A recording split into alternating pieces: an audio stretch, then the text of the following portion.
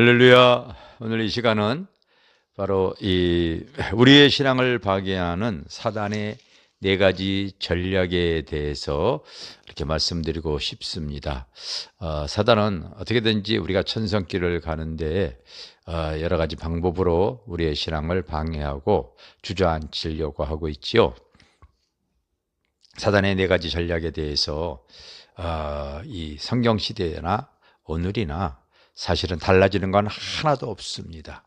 그래서 오늘은 성경에 나타나 있는 내용을 통하여서 사단이 우리에게 어떻게 우리의 신앙을 회방하고 천국길을 가지 못하도록 역사하는지 한번 알아보는 시간을 갖도록 하겠습니다. 바로 이 출애굽기에 나와 있는 이 내용을 가지고 말씀드리겠어요. 하나님께서 그 이스라엘 백성들을 이제 세상에서 그 애굽에서 탈출시켜서 하나님이 약속한 땅으로 이끌어 가려고 하시죠.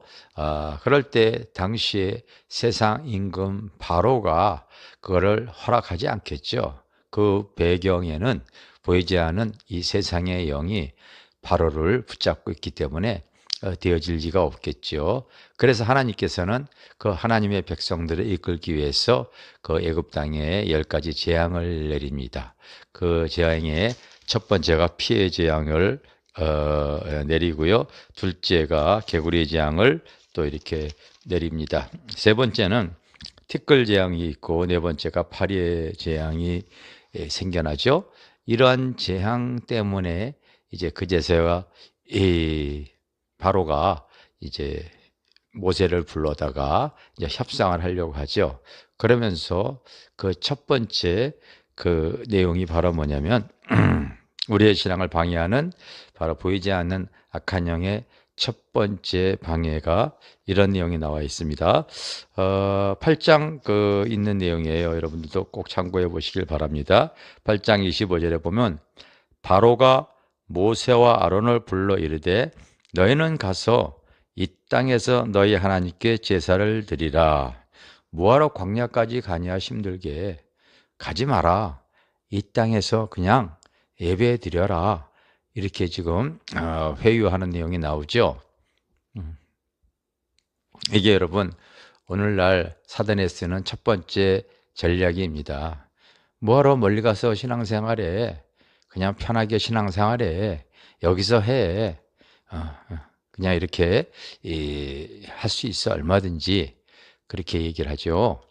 여러분 우리가 이 전략에 의해서 우리 그리스도인들이 사실 많이 넘어진 거 기억하셔야 됩니다. 코로나로 인해서 비대면 예배가 이렇게 시작이 되어졌잖아요. 대면해서 예배드리지 말고 그 위험하니까 비대면으로 예배드리라.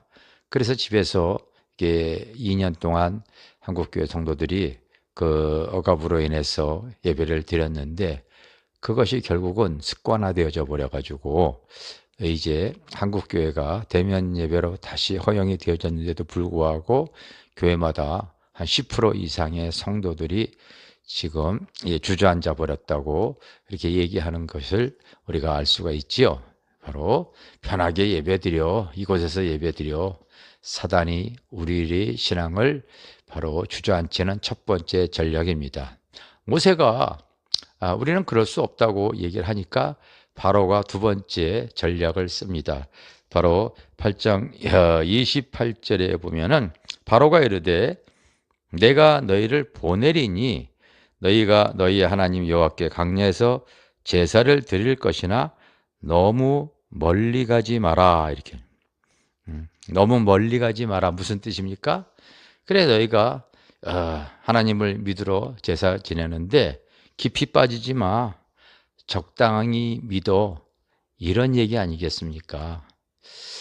간혹 이 불신자와 신자가 이제 결혼을 했을 때에 그와 같은 신앙의 문제와 갈등으로 인해서 굉장히 불편해하고 힘들어하고 또 어떤 분은 신앙까지도 잃어버리는 경우가 많이 있죠. 불신자와 결혼을 했는데 바로 그 시대의 부모들이 그런 문제에 대해서 태클을 걸죠. 너 주일날만 나가면 되잖아. 왜 이렇게 광신적으로 믿는 거야? 응. 혹시 너무 교회에 빠져가지고 그냥 헌금 다 갖다 버리고 갖다 바치려고 그러고 우리 집안 축내려고 하는 거니? 여러 가지 이 핍박을 하는 경우가 사실 많이 있죠. 오늘 이런 내용입니다. 너 그냥 적당히 믿어. 멀리 가지 마. 예, 똑같은 내용이죠.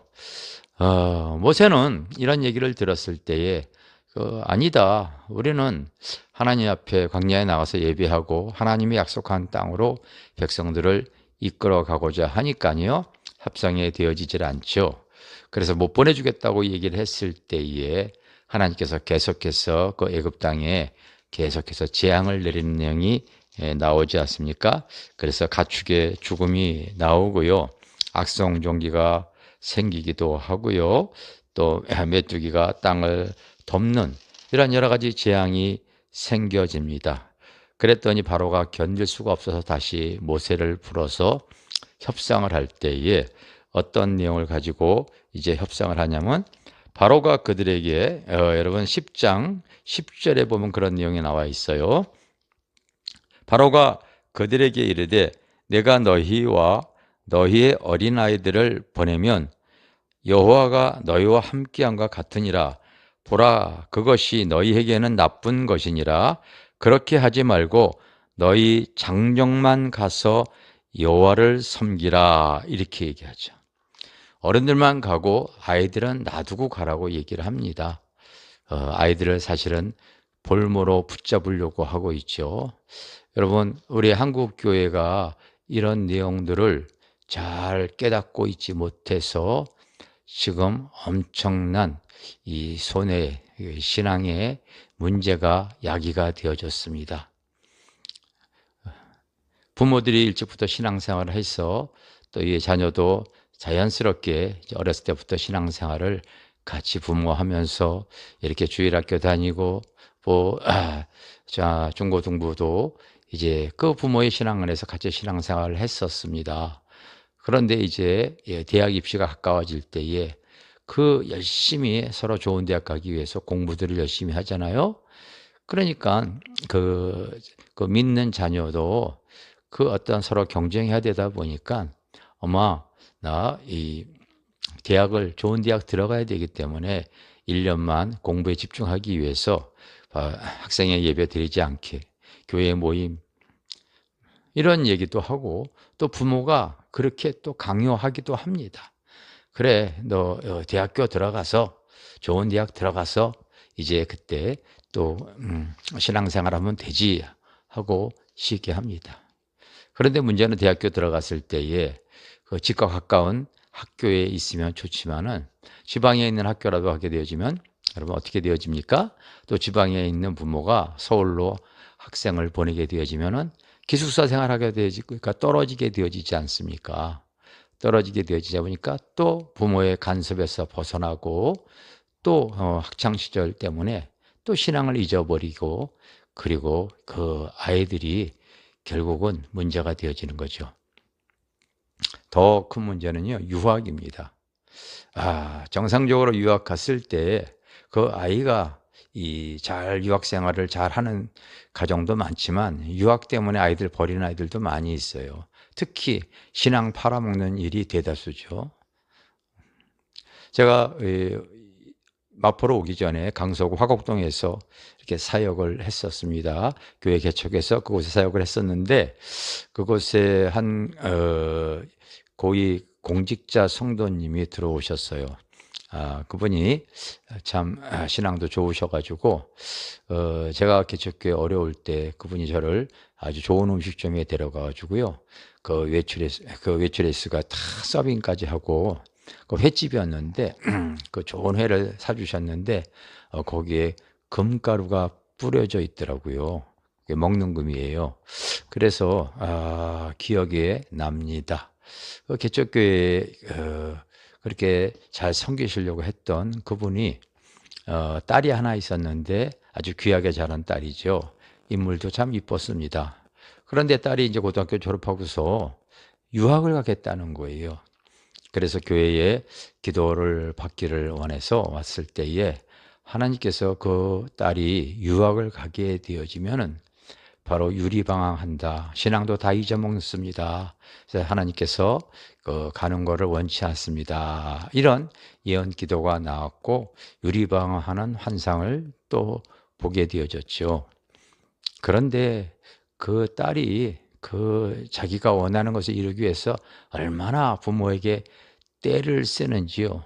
교회에 오면은 너무 시끄럽게 울면서 악을 써가면서 보내달라고 통곡을 하고 교회에서나 집에서나 그렇게 난리를 치니까 여러분 자식 이기는 부모 없다고 그러지 않습니까? 결국 그 부모가 참 그 딸의 성화에 못 이겨서 아이를 유학을 보냈습니다. 그리고 매달 300에서 500만 원씩 이렇게 보내줬는데 공부하겠다고 하는 그 저의 마음과 다르게 그곳에서 또 다른 학생을 만나고 또 이렇게 마음을 세상에 뺏기고 그리고 원하던 공부가 되어지지 않고 자꾸 시간이 가요. 신앙생활도 안 하는 가운데 부모의 걱정 근심이 많아졌습니다. 매달 300에서 500만 원씩 생활비는 보내는데 또 어떤 학교에 들어갈 때는요 더 많은 큰 돈들이 들어가서 걱정을 하시더라고요. 그런데 결국은 이제 부모가 이 공직자에서 이제 은퇴할 나이가 돼서 그만뒀는데 돈은 계속 들어 10년 동안 그랬어요. 그런 가운데 결국은 부모가 견디지 못해서 집을 팔고 지방으로 이사가 버리고 마셨습니다. 10년 동안 나는 그 부모가 자녀 때문에 속상해하고 괴로워하는 것을 봤습니다. 이거 참 오늘 사단의 세 번째 전략, 우리의 신앙을 방해하는 세 번째 전략, 아이만큼은 놔두고 가라. 정말 이거 깨닫지 못했던 우리의 그 신앙의 어르신들이 자녀들 때문에 지금 마음 아파하는 일 엄청 많이 있어요. 이거 꼭 기억하시기 바랍니다. 네 번째는 모세가 그걸 원치 않았을 때에 그 10장 그 24절에 보면 바로가 모세를 불러서 이르되 너희는 가서 여호와를 섬기되 너희의 양과 소는 머물러 두고 너희 어린 것들은 너희와 함께 갈지. 끝까지 소와 양을 붙들겠다, 물질을 붙들고 있겠다고 얘기하는 거죠. 우리의 신앙생활 이 물질에 붙잡혀서 결국 우리 신앙도 팔아먹는 신앙인들이 무척 많이 있습니다. 돈 좀 더 벌어야 되기 때문에 돈 때문에 돈의 미혹을 받아 이 물질로 인해서 결국 신앙까지 팔아먹고 주저앉아 버리는 영혼들이 엄청 많이 있지 않습니까? 이것이 사단이 우리들의 신앙을 바로 방해하는 네 가지 전략인데 그때나 오늘의 시대나 영적인 상황은 달라지는 거 하나도 없습니다. 그래서 이렇게 역사하는 이 세상의 영들이 사람을 통하여 환경을 통하여 이렇게 우리에게 때로는 사나운 사자처럼 또는 광명의 천사처럼 찾아와서 우리의 신앙을 방해하고 회방하면서 우리의 천상길을 가지 못하도록 그리고 세상에 굴복하도록 역사한다는 것을 기억하시고 꼭 하나님의 말씀으로 그리고 진리의 성령으로 이겨나가시기를 주님의 이름으로 축원합니다. 할렐루야. 감사합니다.